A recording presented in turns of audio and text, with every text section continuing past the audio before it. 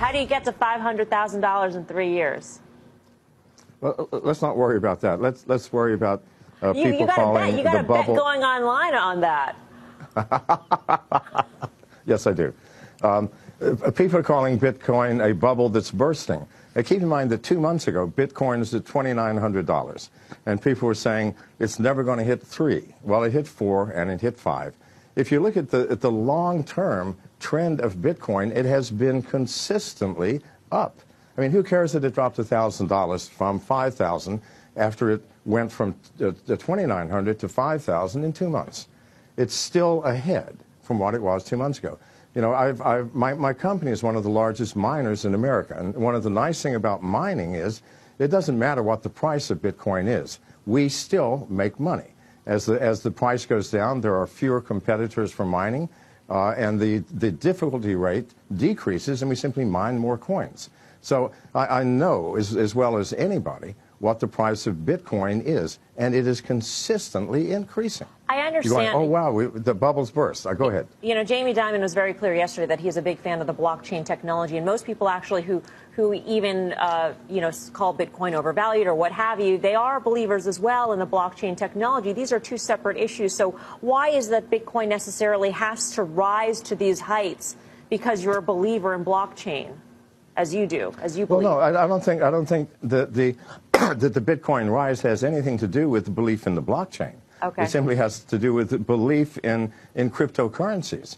I mean, once you start using cryptocurrencies, whether it's Bitcoin or Monero or Litecoin, it doesn't really matter. You see the facility, you see the ease of use, you see that without a central bank control, the value of that currency depends upon the users of that currency. And why is Bitcoin growing so fast? Because it's getting more users. More people are believing.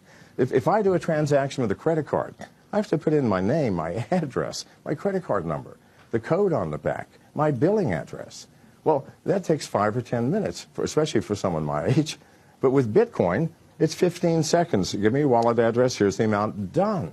Once you see the facility of cryptocurrencies, once you see how fast they are transacted, then suddenly fiat currencies, credit cards, central banks make no sense whatsoever. Maybe it's too easy, though, John. I mean, how do you...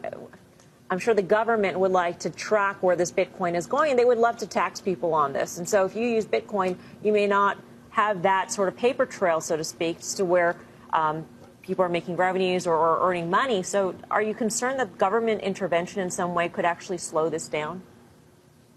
Well, it can't slow it down, but there will be government intervention. Why? Because as people start using more and more cryptocurrencies, things like Monero, which cannot be tracked at all, when they start using these things, suddenly governments are going to start losing income tax revenues. And they're going to panic, and they're going to say, this is against the law. But how do you stop something that cannot be stopped? I mean, this is not something unique to America where you can just shut it down. I mean, I can use the Tor browser or the Onion browser and access Bitcoin wallets all over the world, and no one will ever know. The government does not have enough enforcement personnel to ever stop Bitcoin, Monero, Litecoin, and all of the others. So they're going to have to face reality, find some other way to raise revenues.